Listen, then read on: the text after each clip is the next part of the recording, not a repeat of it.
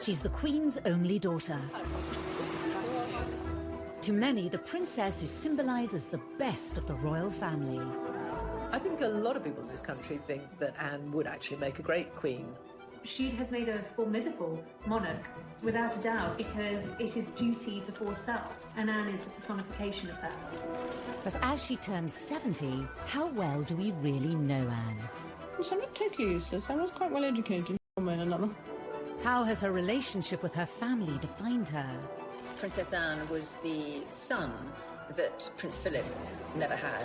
She is very much in his image. And what is she really like? She doesn't tolerate fools. She can be snappy. She can reduce grown men to tears. How does it feel having a Buckingham Palace as your private property? I don't know, because it isn't. She doesn't care about being popular. She doesn't care about rubbing people up the wrong way. How's the Duke of Edinburgh this morning? Do you know where I am? Same place as you. We reveal the truth behind her most memorable moments. From the dramatic... Good evening. There's been an assassination attempt on Princess Anne and Captain Mark Phillips.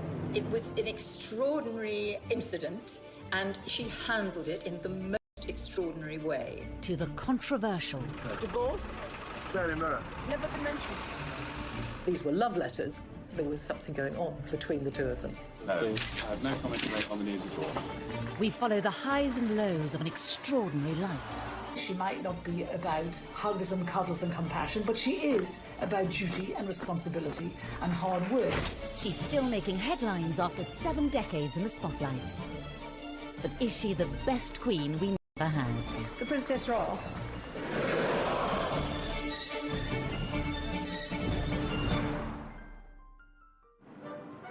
Born in August 1950, Princess Anne is the only daughter of Queen Elizabeth II and the Duke of Edinburgh, and sister to Charles, Andrew and Edward. Anne was born 70 years ago, the second child of Elizabeth. And of course, when she was born, her grandfather, George VI, was still on the throne. And it really was a million miles away to where society is today. Arriving at Ballater Station with her family, the Queen was received by the Marquis of Aberdeen. Anne had a very 19th century childhood, a very traditional royal childhood. When she was born, of course, the Queen was not yet Queen. She was still Princess Elizabeth. So Anne was not born at Buckingham Palace, as many people think, but actually at Clarence House, where the then Princess Elizabeth and Prince... Older and heir to the throne, it was Anne who was assertive from a young age. Anne's always been a tomboy. She's always been the one who goes out and climbs trees and is very courageous and very confident, very willing to explore the world and find her own way in the world. In a way, perhaps that Charles has been a little more timid, a shyer, more sensitive character. Anne is absolutely a chip off the old block. As a child, even though she was a couple of years younger than the Prince of Wales, she was quite happy to take him on in any kind of physical rough and tumble, and she often came out on top.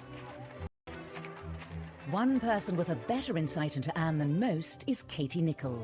She recently interviewed the princess to mark her 70th birthday.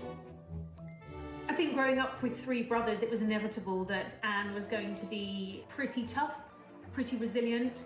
She had to learn from an early stage how to hold her own as a girl in the royal family, second born to Charles. And, you know, I think there was a lot of competition between the siblings. So Anne was always going to have to stake out her own role in the royal family.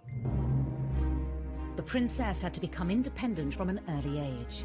She was not even 3 years old when her mother became queen in 1952. You have to remember that Anne was the daughter of a working mum, which in those days was not that usual. And she had a very hard-working mum. Elizabeth was away a huge amount. I mean, Anne was tiny when her mum and dad went off for 6 months around the Commonwealth. So she and Charles were left, not exactly to fend for themselves, but they were largely brought up by nannies and governesses. Growing up, Princess Anne spent much of her time separated from her family. Anne had quite a solitary childhood in many ways because she had her brother Charles, and then there wasn't another sibling for a further 10 years, actually. So it was herself and Charles at home being educated at home till Charles went off to boarding school, and then there was just Anne. And she was left with her governess for, I think, the best part of 7 years. But it must have been a very strange existence. I think growing up as a young girl, Anne did have quite a different childhood to previous royal children. Initially, she was homeschooled, as all royal children were, but she was desperate to go to school. She wanted to get out, she wanted to discover life beyond the palace walls. You know, she had a brain, she wanted to go and learn. Up until this point, all British female royals had been homeschooled, but Anne broke the mould. She was the first princess to go off to ordinary school, if you like. Very posh school, very posh indeed. But she fitted in very well. I think she enjoyed life as a boarder at this school with other young girls to lark around with. Wasn't brilliantly academic, much more interested in sport, much more interested in horses, of course. She was an independent little girl from a very early age and, you know, to a degree, had to become quite a grown-up child quite quickly and that commitment to duty, you know, what she saw her mother do. She was the daughter of a working queen. I'm sure that has all contributed to the woman Anne grew up to be. But unlike her mother, the princess was never destined to be queen.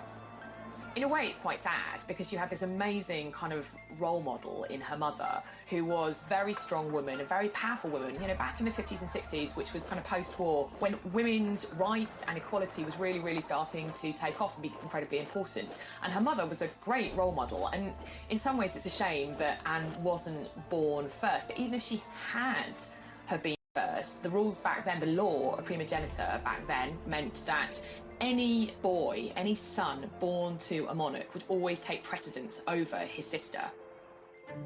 Because of the rule of primogeniture at the time, Anne's brothers all overtook her in the order of succession. When she was born, she was third in line to the throne after her brother and her mother. Grandfather was then still the king.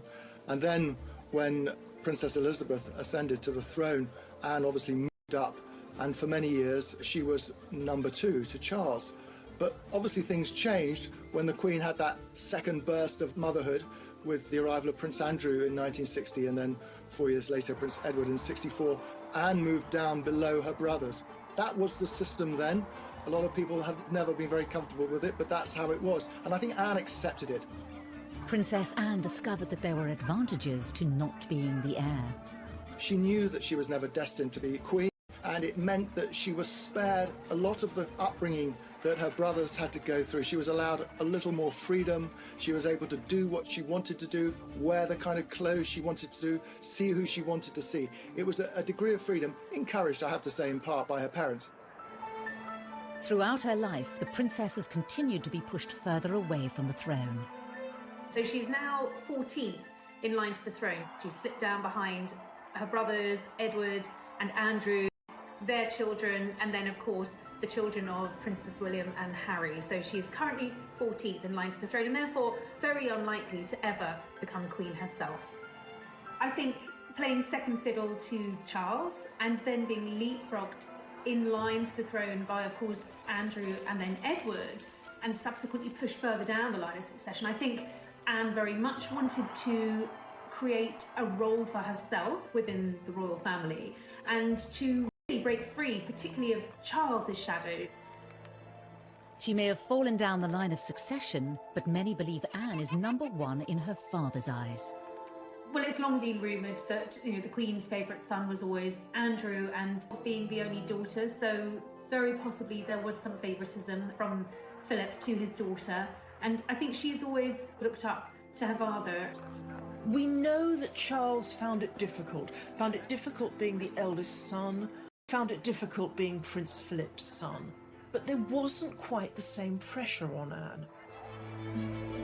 As she grew older, Anne's similarities to her father brought them ever closer. I've always thought that Princess Anne was the son that Prince Philip never had. She is very much in his image, and I think that is what he wanted Charles to be. And Charles was a very sensitive child who grew into a sensitive man who is emotional. Anne is none of those things. Anne is very straightforward, very blunt, calls a spade, but is also very funny. And her father is very funny. And I think they have absolutely the same sense of humour. Does the press really annoy you? Yes, I think it does. I think it wouldn't really be doing its job if it wasn't. Both of them can be quite grumpy, both of them can be quite difficult, both of them shoot the hip, both of them say what they think, both of them are kind of keep calm, keep buggering on, and both of them have a really strong work ethic. Anne's early work ethic would stand her in good stead for her royal future, but would her strong character lose her favour? And how did she upset America as a teenager?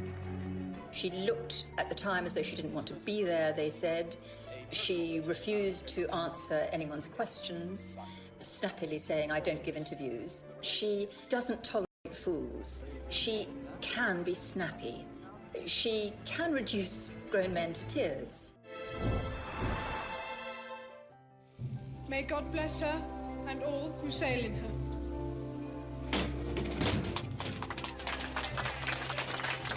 Princess Anne's incredible work ethic was evident from a young age. In 1968, aged just 18, she became a working royal. I think she's always had a sense of commitment from a very early stage in her life, and after school she decided that rather than go to university, she wanted to start working and becoming a full-time working royal, and that's exactly what she did. Anne didn't see the point of any further education. She'd had quite enough by the time she was 18 and said that she thought university was a very overrated pastime. She probably wouldn't have got in anyway because she didn't do brilliant in her exams.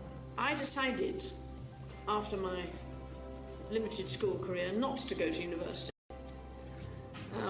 Contrary to some reports, not because I couldn't go to university, but I didn't actually want to go to university. When the Queen and Philip went to Australia in 1970, Anne wasn't even 20, she was still only 19. She accompanied them, and it was the birth of what has become a real royal staple, the royal walkabout. There had never been a walkabout before, but such was the interest in the young teenage Princess Anne, and she was a very an attractive teenager. The crowds turned out in their thousands. The princess has devoted a large part of her life to official engagements and is often referred to as the hardest working royal. She always has been one of, if not the most hard-working member of the royal family. I mean, she will carry out 4 or 5 engagements in one day. She could be in Scotland in the morning, London in the evening, and she would be very well briefed on every engagement and extremely professional. She's admitted she's a workaholic.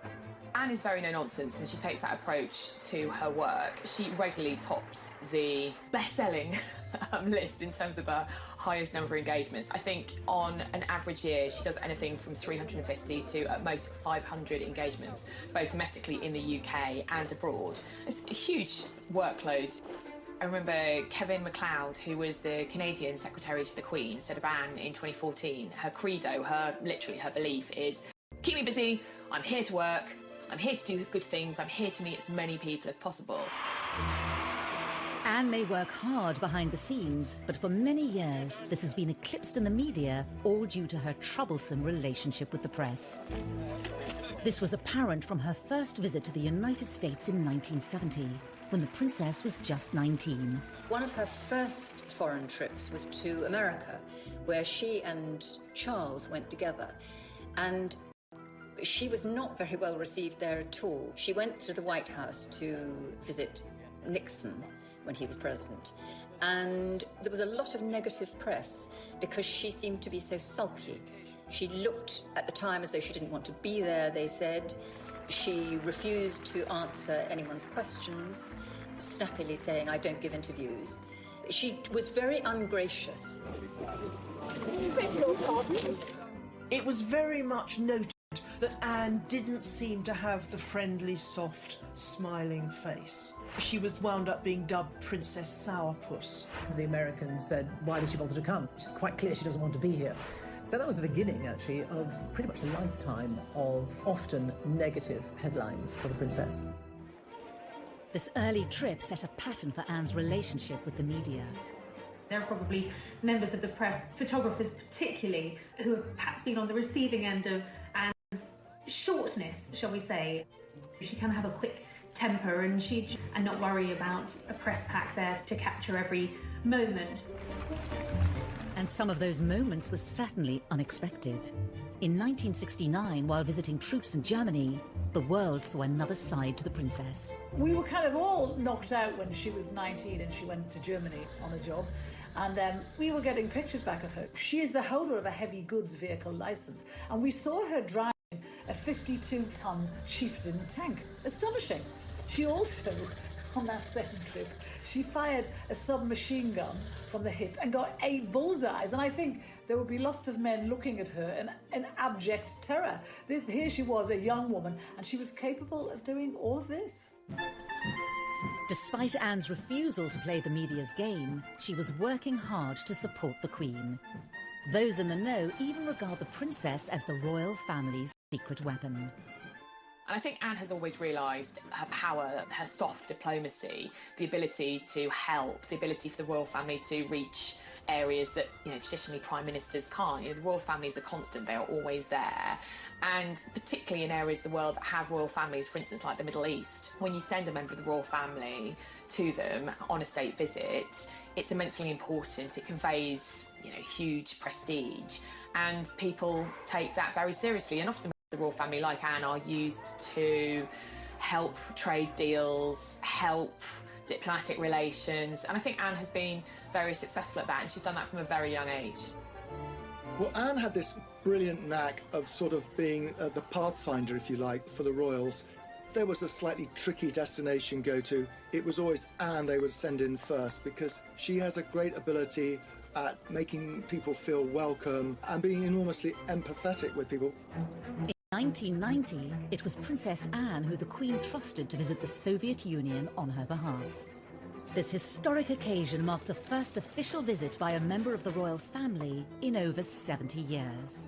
The last, coming before the Tsar, a distant relative of the Queen, was executed after the 1917 revolution. I suppose her most significant overseas trip was to Soviet Russia, as it then was, in 1990. How does it feel having a Buckingham Palace your private property? Well, I don't know, because it isn't. She made a huge impact. It was a great success. Big crowds came out to see her. People were interested in her. And the feedback was incredibly successful and very positive for Britain. That was a massive deal in terms of the thawing of the relations between the UK and Russia. So that was a really, really important tour that Princess Anne went on to the Soviet Union, and she really paved the way for the Queen's visit. Her daughter to step in. And despite Anne's stern reputation, she may even be welcomed in place of the Queen. The Queen can be very, very shy. She's naturally quite shy on engagements, whereas Anne is far more like Philip. So if you've got Anne on an engagement, you're going to get possibly a little bit more of a relaxed engagement. Anne isn't afraid to talk, she will have banter, she will ask questions, she will engage in a way that I don't think we see the Queen do. When you watch engagements with the Queen, they tend to be very formal. The Queen doesn't say very much, she's shown around and she observes. She may ask occasional questions, but with Anne, I found the engagements to be a lot more informal. As well as her royal duties, Princess Anne is involved with countless charities, organisations and military regiments in the UK and overseas. It's not just the public engagements. She is involved in a huge amount of charities, some 300 charities, some of which she's founded herself. She writes her own speeches. She has a very small staff. Well, Charles famously has a lot of staff looking after him. It's a big operation, being the Prince of Wales. When you look at the charities and patronages that Anne represents, you will see her interests reflected in those charities. So whether it's charities supporting the armed forces or veterans, that's a major issue for her. Carers Trust, which actually she established. Animal welfare charities, equine charities, they have a meaning to her, to where she feels she can bring something unique and helpful in her role. She's never seen the point in being just a nominal head of an organisation, which is why she works so phenomenally hard. It would be almost impossible to go and visit every single charity and organisation she's involved with every year, but she does her damnedest to do so. She believes that if you're going to put your name to it, it needs to be more than just a name on a letterhead. You actually have to go along, see what they're doing, encourage them and bring what publicity you can to them. One charity that has always been close to Anne's heart is Save the Children, and she's willing to take great risks in order to help. If you want to improve the lot of children, then you must improve the lot of their mothers. If there is a fundamental baseline for the Save the Children Fund's work, it is working with mothers and getting mothers to be able to take a much greater part in their children's lives and in the lives of the community in which they live. I think she's very closely associated with the Save the Children Fund. been president for, I think, nearly 50 years now, and this has meant a very great deal to her. When Princess Anne carried out those early trips to Africa with Save the Children in the early 70s, this was her really breaking the mould. This was her going far afield, doing something that was at times quite dangerous. The areas that she was going to were these visits to Africa with Save the Children long before Princess Diana was even on the scene. But Anne made it clear that she didn't seek praise from the public or the press. She once told a friend who had been asking her about the kind of affection that Diana had from the public, the love, the adoration that Diana had, if she would want that. And she said no, she would rather have respect than affection from people that she didn't know. But again, Anne's refusal to cooperate with the press meant that much of her hard work went unrecognised. If she was off some tour raising money for and awareness for Save the Children, and Diana appeared somewhere in a low-cut dress, the newspapers would be full of stories about Diana, and Anne would find herself not getting a look in. I think that must have been very galling for her. In the early days, I used to wonder why she didn't force herself to have a better relationship with the press. She clearly had no time for us at all, and she thought we were a nuisance. Such a shame, because whenever we used to write about her, it wasn't about the worthy work that she'd done. It was because she'd lost her temper somewhere, she'd sworn at someone, or because she was wearing ridiculous clothes. She got a really hard time from Fleet Street in the 80s and the 90s. They thought that she treated the press with disdain, she wouldn't talk to them, she ignored them, she wouldn't smile for them. And in return, they gave her a really hard time because, in their view, she didn't give an inch. For many journalists of that time, Anne wasn't helping her own cause. She wanted to be appreciated for what she'd done. She got across that Diana was more appreciated than her, and yet she did nothing to facilitate that. But this all changed in 1982, when the press followed Anne on one of her trips to Africa with Save the Children. They went in an attempt to get a story about her love life, but after realising she wasn't going to talk, they started to take note of her work and were surprised at what they saw.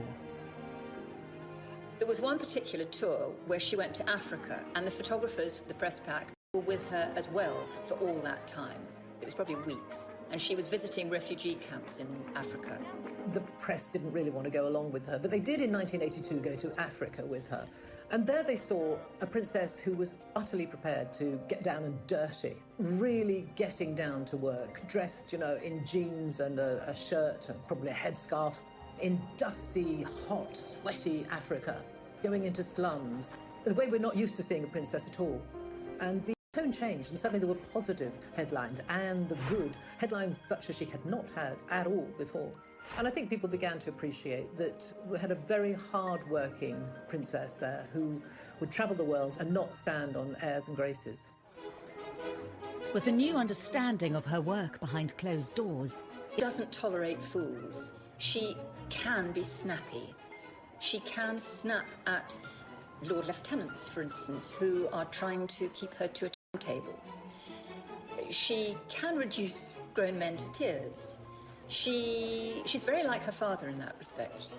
And she is a very, very hard worker and wonderful at what she does. Very straight. She is what she is. And she's always said, actually, I've got to be true to myself. I am what I am. And that is a slightly haughty, imperious at times princess, but someone not at all snobbish, and someone with a common touch, albeit a common touch that often involves wearing white gloves.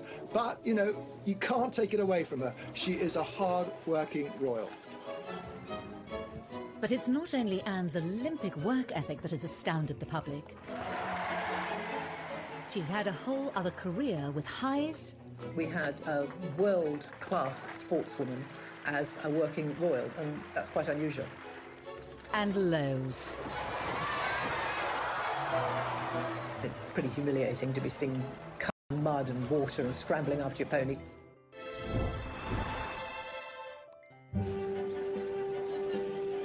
Anne might have been hard-working when it came to royal duties, but it wasn't the only thing she dedicated her energy to.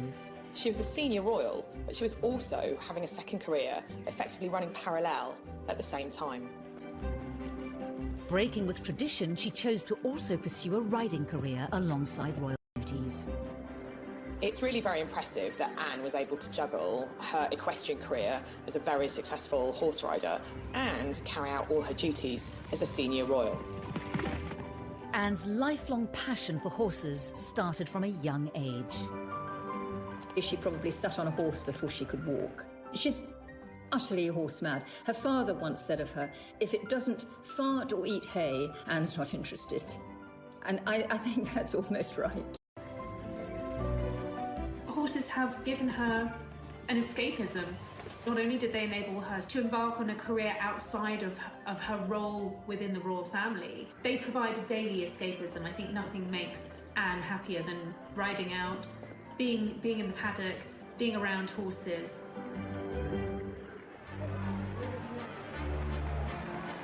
Horse eventing has long been considered a risky sport. Go, go, go, go, go. And Anne's royal title did not give her any immunity to the dangers.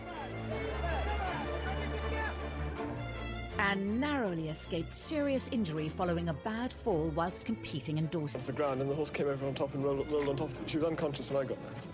It was later learnt that Princess Anne had cracked a vertebra.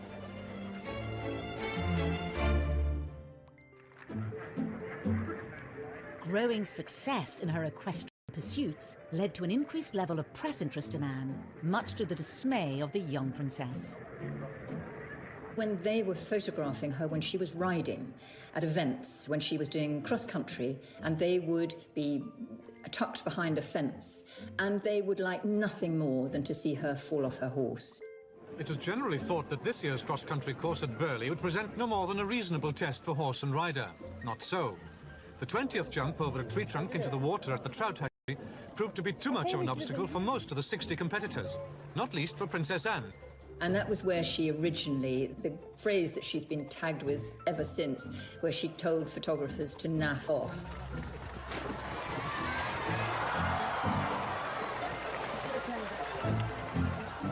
Anna's always spoken her mind, and she can be quite abrupt. It wasn't really naff off. Her language can be quite fruity. She hated the intrusion of the press, as she saw it, when she was trying to concentrate on riding. I mean, it's pretty humiliating to be seen covered in mud and water and scrambling after your pony. But she'd always get back on straight away, even after some of the worst tumbles. Anne's stoic attitude, however, won her admiration. If she fell off her horse, she was going to get back up and get back on that horse and prove that she could take the next jump. And I think that is a metaphor really for how she has approached her royal life, with steely determination and resolute commitment. The inevitable falls captured by an eager press corps did nothing to detract from Anne's formidable talent. In 1971, at the European Horse Trial Championships, the 21-year-old princess wowed the equestrian world. 1971 was one of her great equestrian years, I suppose. She competed in the three-day event, the European Championships, and she won. That was absolutely fantastic for her.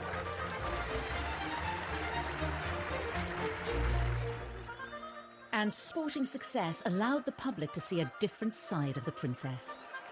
She was voted the BBC's Sports Personality of the Year, which is always one of the greatest accolades you can have as an athlete, as a sports person. So there, in front of hundreds of other top people in their sports, she was fated as the top woman. It was a way of actually Personality of the Year. Probably, in many ways, made Anne more relatable to the British public than she ever had been. Princess Anne's riding career reached its peak when in 1976, Anne was chosen to represent her country on the biggest sporting stage possible. Anne took part in the 1956 Olympics in Montreal as a member of the British team, riding the Queen's horse, Goodwill, in the eventing category. Competing in the Olympics, which I suppose was the biggest moment of her equestrian career, didn't go absolutely brilliantly, unfortunately. It was a team event and we didn't win, didn't even get a medal, but they were there and they did compete. This was the first time ever that a member of the royal family competed in the Olympic Games, and it was a huge achievement. She earned a great deal of praise and admiration, both in the world of sport, but generally, nationally. We had a world-class sportswoman as a working royal, and that's quite unusual. Anne's achievements earned her the presidency of the British Olympic Association and a lifelong involvement. I think one of Anne's greatest successes in terms of British sporting history was bringing the Olympic Games to London in 2012. The Princess Royal led the well-known delegation, carefully carrying the flame inside a miner's lamp. Sebastian Coe has said that we actually owe her a bigger debt than most of us realise for having secured the London Olympics in 2012. Once again, she showed this character. If she believes in something and she takes it on, she will give 100% and more. The 2012 Games are on. She went to pretty much every event she possibly could during the 2012 Olympic Games in London and around the UK, and really was the figurehead. Anne's dedication and leadership aside, the Olympic Games were also associated with a more personal moment in the princess's life.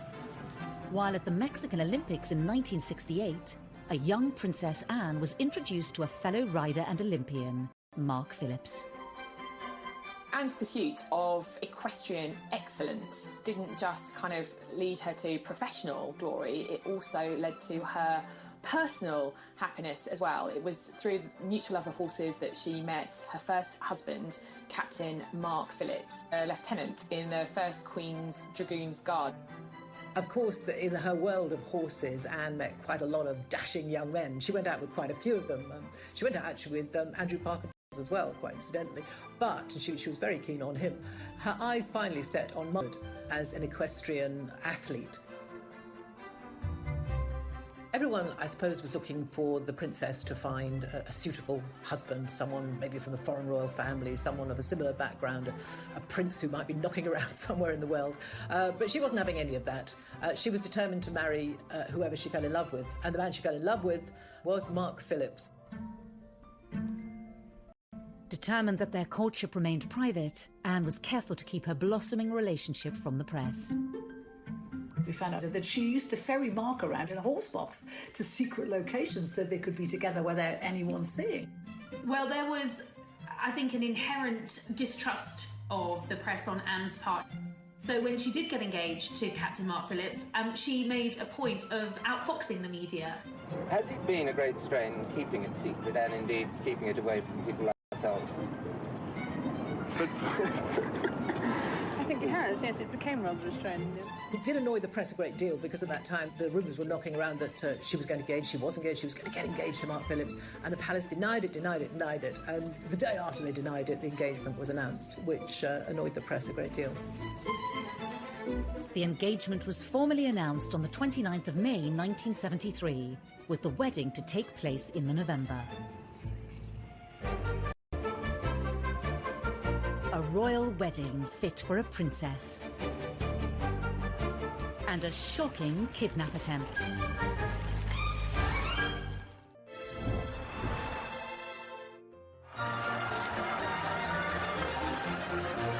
In November 1973, Princess Anne married Mark Phillips with all the pomp and ceremony of a royal wedding.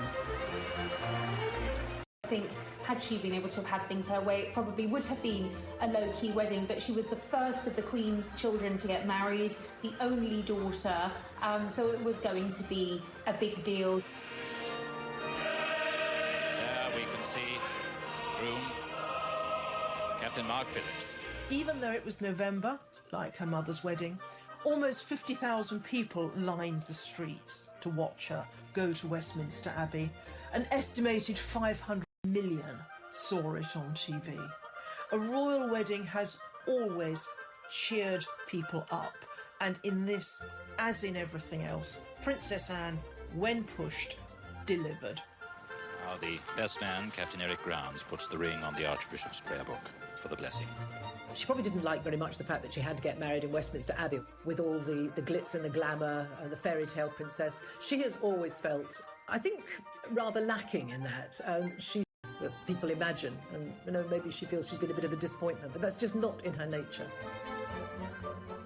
There were a few concessions to Anne's taste and personality. The wedding dress didn't come from a famous designer. It came from her own regular dressmaker.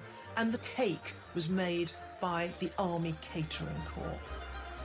The moment we've all been waiting for, and how lovely she looks. Now, we expected something quite different, and we've certainly got it today. Look at that wonderful gown. The dress was very simple, very demure. The bouquet was very demure. It was all pretty low-key, and I think that was very much Anne's choice and very reflective of how she wanted things handled. You know, she's not one who is comfortable in the spotlight, particularly when it's on her personal life. The bit I love about the wedding dress, it was this beautiful medieval-looking dress cut from one piece of fabric, apparently. But none of us could see it. But on the shoulders, apparently, there were little epaulettes, just sketched in pearls, a kind of gesture to a uniform. Even Princess Anne couldn't go down the aisle on her father's arm in uniform, but she got as close as she could. So, the bride and groom come out, and you can hear the welcome from the crowd. Tradition has it that the Queen often bestows new additions to the royal family with a title upon their marriage. It was in the Queen's gift to bestow an earldom on Captain Mark Phillips, who was a commoner. He refused that title, and very much with Anne's blessing. And I think from the outset they were determined to live as normal, private lives as possible.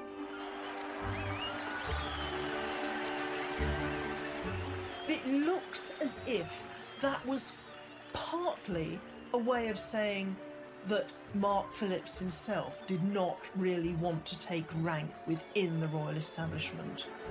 She grew up with possibly what was the burden of having a title. You know, she had by this stage moved down the line of succession.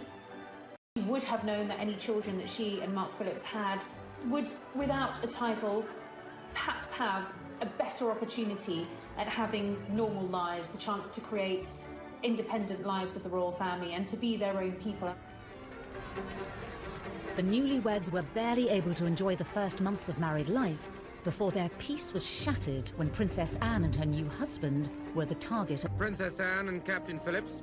Perhaps one of the most defining moments in Princess Anne's life was when somebody attempted to kidnap her. They escaped, but 4 people were hit, 1 seriously. Good evening. There's been an assassination attempt on Princess Anne and Captain Mark Phillips. Their car was forced to stop by a Ford Escort on the Mall. The driver of the Escort, Ian Ball, jumped out and began firing a pistol at Princess Anne and her police protection officer. He shot several people, including Anne's police protection officer, who immediately got out of the car to confront him, and he shot her chauffeur. Amateur boxer Ronnie Russell was passing as the incident was unfolding. And I see a police officer coming over from the Queen Mother's house towards the car, and I thought, that's it. It's all over now. That's the police. It's done and done with. There'll be no more now. And then as he arrived at the car, I saw the bloke just turn around and shoot him. I mean, you can't do that. We don't stand for that. You ain't getting away with that one. So I struck him at the back part of the head. And he just turned and fired at me. That missed me, went through the windscreen of a taxi coming down the Mall. Ball's intention was to kidnap Princess Anne and ransom her for millions and millions of pounds. The danger Anne faced was grave as the gunman gained access to the princess. The window's all smashed in. There's a gun on the floor. He's got another gun in his hand. He's got Princess Anne by the arm, pointing the gun at her head. And he's saying, come on, Anne, you've got to come. You know you've got to come. When the kidnapper tried to make her get out of the car, she said, not bloody likely. This was no damsel in distress. She refused to get out of the car for Ball and told him that she was absolutely not going to do what he said. She said it later, talking about this, that she was scrupulously polite, but she was not going to do what he said. Well, then they had a tug-of-war going on, and I could see that she was breaking the grip with him. I leant into the car. I said, come this way, Anne, you'll be safe. I got by the forearms, held him out of the car in front of me. And I said, now we're going to walk away and it's going to have to go through me to get you. At that point, he has run round behind me. Mark Phillips has seen that, dragged her back into the car. So when I've turned round, he's there now. He's like as far away from me as you are, and he's standing with a gun pointing at me. And I thought, well, it's your turn or my turn.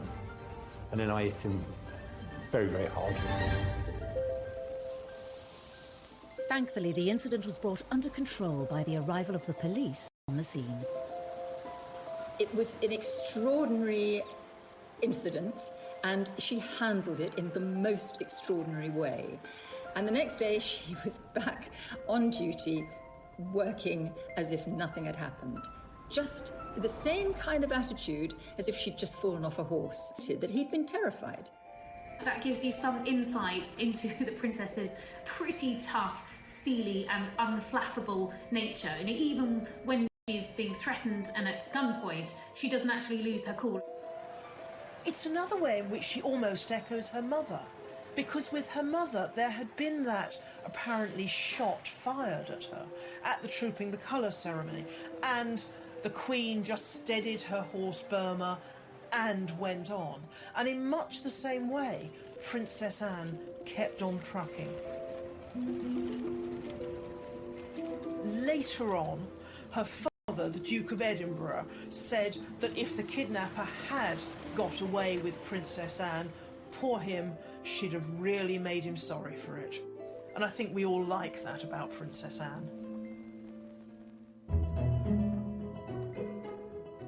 Following the foiled kidnap attempt, the royal couple went back to life as normal.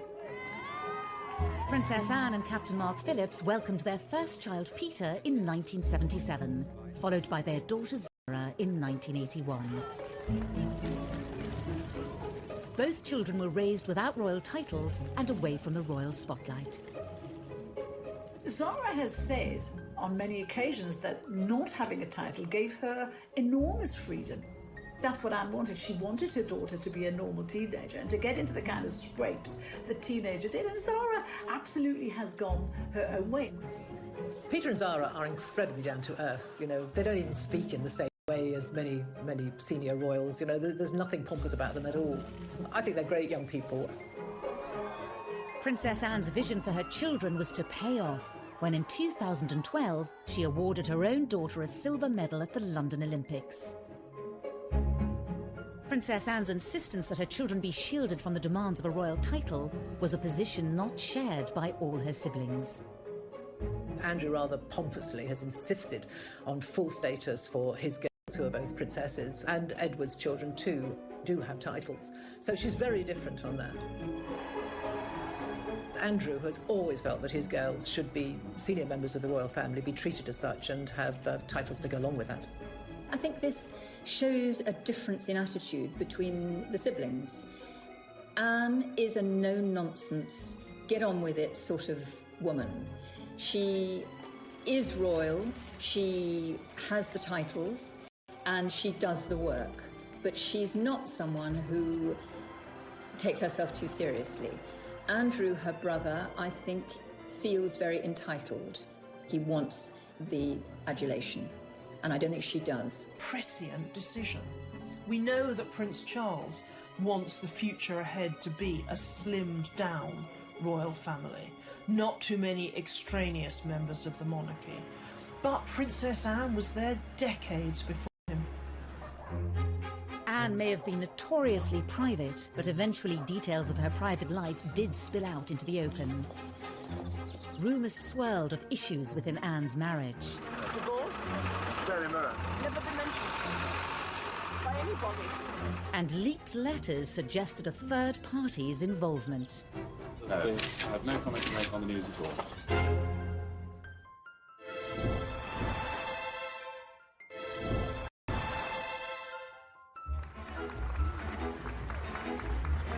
As she turns 70, Princess Anne has long enjoyed a reputation as one of the most tireless members of the royal family. With close links to over 300 charities, organisations and military groups, every year she takes part in hundreds of engagements. On this occasion, I'm marginally better organised than usual. I just left my voice behind. She has an amazing energy and a real commitment and passion about the work that she does. She's absolutely committed to those charities, and there are very many of them. The only royal coming close in this regard is her older brother, Prince Charles. Oh, to be young. Last year, he just pipped her to the title of hardest working royal, undertaking 521 outings compared to his sister's 506. For much of her life, it's been hard for her not to be overshadowed by the older brother destined to be king.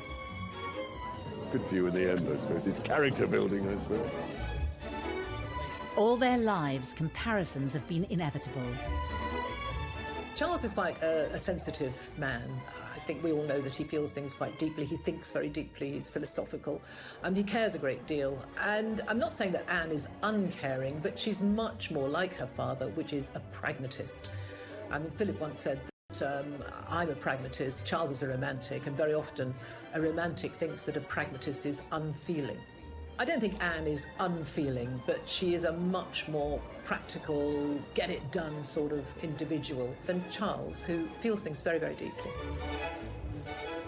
The difference between her and Charles, I think she was tougher than him. She was always stronger than him. In fact, someone once said, you know, she's the king we never had.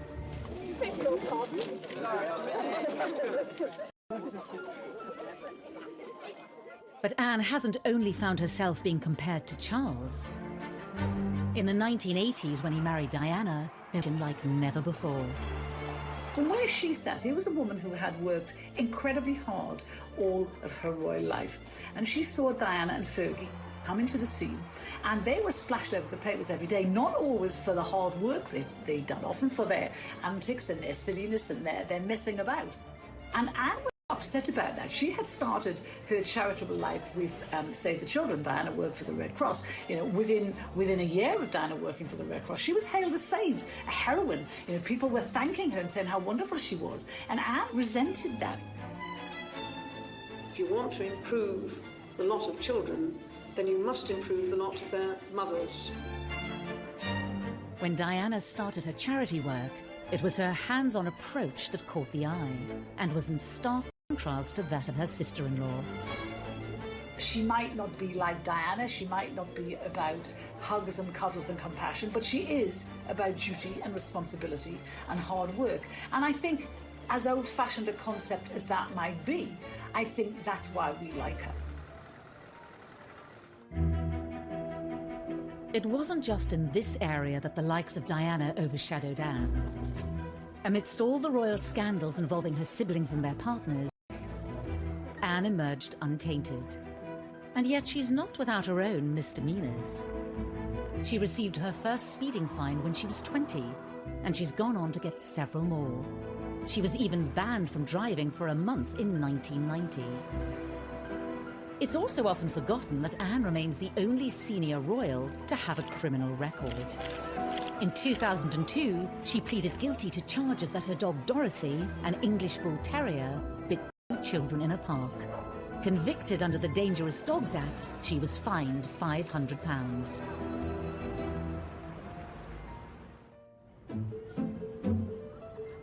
In 1989, Anne was again the victim of a crime when private letters were stolen from her briefcase in Buckingham Palace.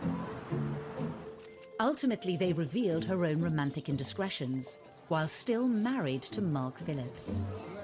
Alone today at her Gloucestershire home, Gatwick Park, the Princess Royal has said nothing about the letters stolen from Buckingham Palace. No one quite knew what to make of it, but it transpired very quickly. In fact, the palace issued a statement saying that these were letters from Timothy Lawrence, who was the Queen's equerry at the time, to Anne. And it became very obvious very quickly, though we didn't get the content of the letters, that these were love letters, and that there was something going on between the two of them. No, I have no comment to make on the news at all. It transpired when we all stayed every weekend. And when we all went there to talk to the neighbours, they quite gaily said, oh, yes, she's been coming for months. And we all said, well, why didn't you say anything? And they didn't, because they liked her. As for the letter thief, Scotland Yard's Serious Crime Squad investigated the incident for 4 months. They took 500 sets of fingerprints and interviewed almost everyone at the palace. palace, but the thief was never identified. The damage was done. The letters had exposed Anne's affair and revealed the true state of her marriage. Speculation was rife that her and Mark Phillips would be divorced, even though she denied it. Have you seen the paper today? Yeah. Well, I've released a story about the Queen has given permission for divorce and things. Yeah. Divorce? Daily Mirror. Never been mentioned by anybody.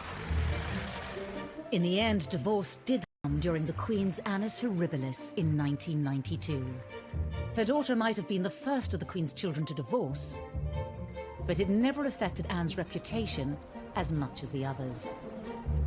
Her siblings, their marriages fell apart, and the world followed every last detail rapturously. We were absolutely riveted by the gory details of their marriages falling apart. Anne's, she managed to keep very private. The love letters were published, but she just kept on, and she said nothing, and no one dared to ask her anymore. And she married Tim Lawrence very shortly after she divorced Mark Phillips.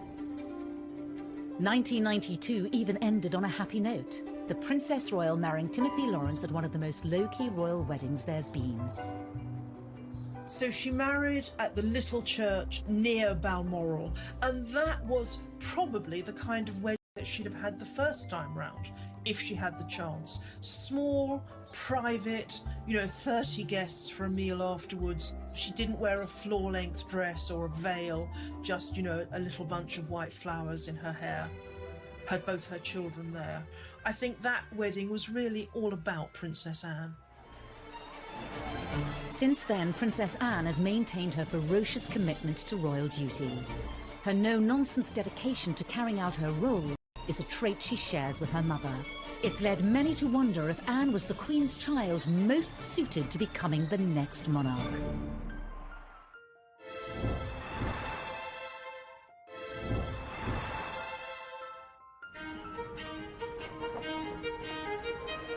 At 70, Princess Anne is as energetic in her commitment to the royal family as ever.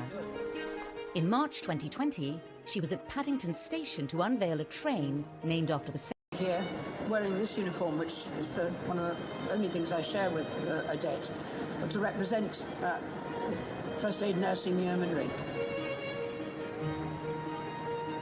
I think Princess Anne is a great ambassador for the United Kingdom. I think we've all come to feel that she reflects a lot of what is best about British royalty. The naming of this intercity express train. To many, Anne has all the qualities needed to have been a great queen. When you think of Princess Anne, I think people do think of someone who's incredibly hardworking, who's very committed, and a woman who, frankly, had she ever become queen, I think most people are quite unanimous that they think she would have been incredibly good at the job. She has all the qualities, the main one being the sense of duty. The one thing that makes the Queen stand out is her enduring sense of duty to the people of this country. And I think Anne absolutely has that. Although to others, her abrupt, straight-talking manner, similar to her father's, would not be ideal. I don't think her temperament is right for the role. Possibly she would have been different if she'd known that she was the heir, and maybe she would have controlled her outbursts. But I doubt. I think she is very like her father. And her father has been a great consort all these years and added a great deal of colour to the royal family, and we've been able to laugh at some of his jokes, but I think it's a very good thing that it was the Queen who's actually been in charge. I think that keep calm, carry on persona and that hard-working persona would suit her very well as a monarch. But actually, I think the real Achilles heel for Anne is that she doesn't play the game. She doesn't care about being popular. She doesn't care about rubbing people up the wrong way. And as a monarch, you can't have someone shooting from the hip and saying what they think. That veneer, even if it is just a veneer of inscrutability, is so important. I think a lot of people in this country think that Anne would actually make a great queen. But personally, I think that we need someone who is a little less steeped in tradition. I mean, Anne herself has said that she doesn't see any point in changing things for the sake of change. If things work, then leave them the way they are. And that makes things rather stuffy, in my view, too stuck in the established way of doing things. So I think we need a moderniser, and I think to a great extent Charles will be, and William certainly will be. For many, though, as the royal family has modernised and certain popularity increase in recent years. As the carefully choreographed media profiles of some of the younger royals have fractured, Anne, for all her faults, is still going strong. She really is kind of the unsung hero, I think, of the royal family. She just gets on with it, opening factories, visiting supermarkets, supporting charities. She doesn't get much media coverage anymore, and that's exactly how she likes it. Throughout it all, Princess Anne has remained fiercely devoted to the monarchy and her parents. A rare chance for them to talk about each other in their understated way came at Anne's 50th birthday party in 2000. Really thanks to their example, their advice and their help that you're all here tonight. They're very proud of her, and that's all Anne's ever needed, approval from them. She doesn't need it from anybody else, and that's why she can be so rude to people. She doesn't care what they think of her. I think the only two people in the world she cares about, who think about, is the Queen and Prince Philip. I have been touched by the warmth of the appreciation that all these many friends and colleagues feel for your energy and dedication.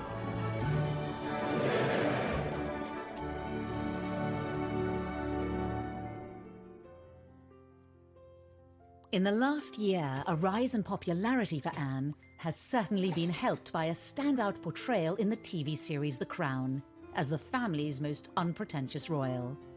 I rather wish you wouldn't like that with me. It would suggest I have significance. Trust me, you wouldn't like it in reality. I would. I'd bully her right back. Fancy swapping then? Fancy being the heir? Not if it means going to Wales.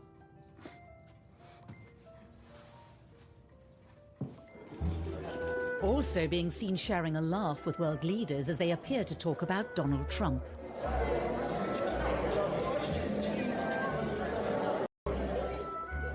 And shrugging at her mother like all children might do, whatever their age.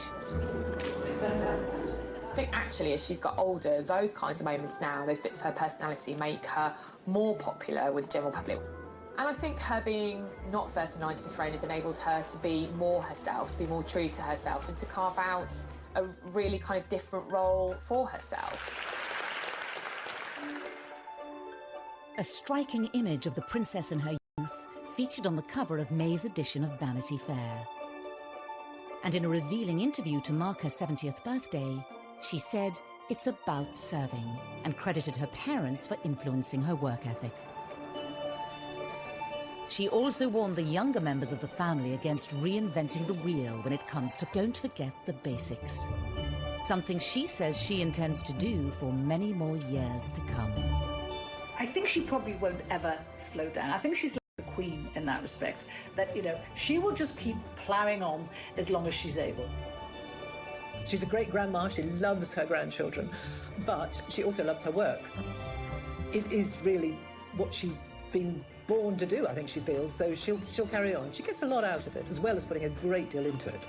So it is my very great pleasure that I present on behalf of Her Majesty the letters patent to the town of Wootton Bassett. She simply sees her role in life as to serve, and in that respect, she really is the replica of both her mother and her father. For the princess whose motto is "you just get on with it," the future will be more of the same.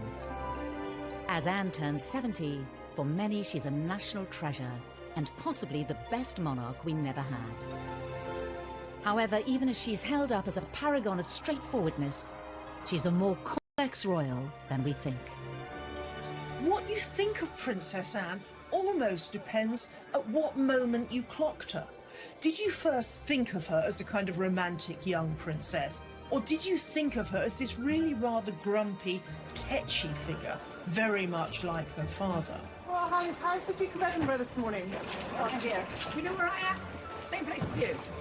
Or if you're only really thinking about her now, maybe the wheel has turned full circle, and you are thinking of her as someone who represents the best of the old-style monarchy. But in another, she was quite forward-thinking, not giving her children titles, making a life for herself outside of royalty, way before anybody else. So I'm not totally useless. I was quite well educated, one way and another.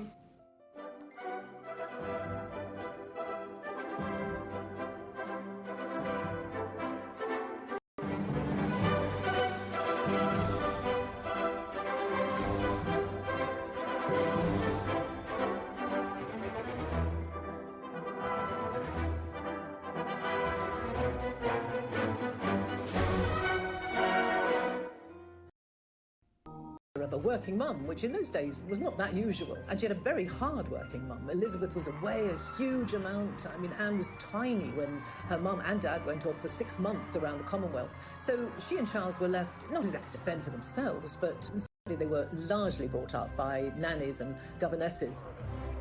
Growing up, Princess Anne spent much of her time separated from her family. Anne had quite a solitary childhood in many ways because she had her brother Charles, and then there wasn't another sibling for a further 10 years, actually. So it was herself and Charles at home, being educated at home till Charles went off to boarding school, and then there was just Anne, and she was left with her governess for, I think, best part of 7 years. But it must have been a very strange existence. I think growing up as a young girl, Anne did have quite a different childhood to previous royal children. Initially, she was homeschooled, as all royal children were. But she was desperate to go to school. She wanted to get out. She wanted to discover life beyond the palace walls. You know, she had a brain. She wanted to go and learn. Up until this point, all British female royals had been homeschooled, but Anne broke the mould. She was the first princess to go off to ordinary school, if you like. Very posh school, very posh indeed. But she fitted in very well. I think she enjoyed life as a boarder at this school with other young girls to lark around with. Wasn't brilliantly academic, much more interested in sport, much more interested in horses, of course. She was an independent little girl from a very early age and, you know, to a degree, had to become quite a grown-up child quite quickly, and that commitment to duty, you know, what she saw her mother do. She was the daughter of a working queen. I'm sure that has all contributed to the woman Anne grew up to be. But unlike her mother, the princess was never destined to be queen. In a way, it's quite sad because you have this amazing kind of role model in her mother, who was a very strong woman, a very powerful woman, you know, back in the 50s and 60s, which was kind of post-war, when women's rights and equality was really, really starting to take off and be incredibly important. And her mother was a great role model. And in some ways, it's a shame that Anne wasn't born first. But even if she had have been first, the rules back then, the law of primogeniture back then, meant that any boy, any son born to a monarch would always take precedence over his sister. Because of the rule of primogeniture at the time, Anne's brothers all overtook her in the order of succession. When she was born, she was third in line to the throne after her brother and her mother. Grandfather was then still the king. And then when Princess Elizabeth ascended to the throne, Anne obviously moved up, and for many years she was number 2 to Charles. But obviously things changed when the Queen had that second burst of motherhood with the arrival of Prince Andrew in 1960, and then 4 years later Prince Edward in 64. Anne moved down below her brothers. That was the system then. A lot of people have never been very comfortable with it, but that's how it was. And I think Anne accepted it. Princess Anne discovered that there were advantages to not being the heir. She knew that she was never destined to be queen, and it meant that she was spared a lot of the upbringing that her brothers had to go through. She was allowed a little more freedom. She was able to do what she wanted to do, wear the kind of clothes she wanted to do, see who she wanted to see. It was a degree of freedom, encouraged, I have to say, in part by her parents. Throughout her life, the princess has continued to be pushed further away from the throne. So she's now 14th in line to the throne. She's slipped down behind her brothers, Edward and Andrew, their children, and then, of course, the children of Princess William and Harry. So she is currently 14th in line to the throne, and therefore very unlikely to ever become queen herself. I think playing second fiddle to Charles and then being leapfrogged in line to the throne by, of course, Andrew and then Edward, and subsequently pushed further down the line of succession. I think Anne very much wanted to create a role for herself within the royal family and to really break free, particularly of Charles's shadow. She may have fallen down the line of succession, but many believe Anne is number one in her father's eyes. Well, it's long been rumoured that, the Queen's favourite son was always Andrew, and being the only daughter, so very possibly there was some favouritism.